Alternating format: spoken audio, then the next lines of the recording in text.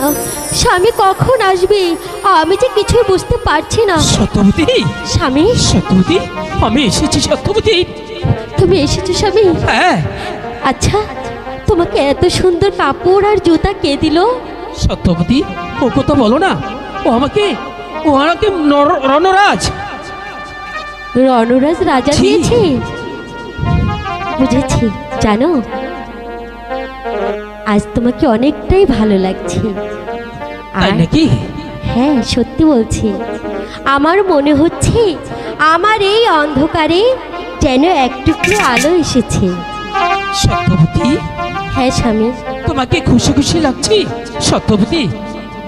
বলো, কি বলবে? প্রদীপ হয়ে থেকো যেন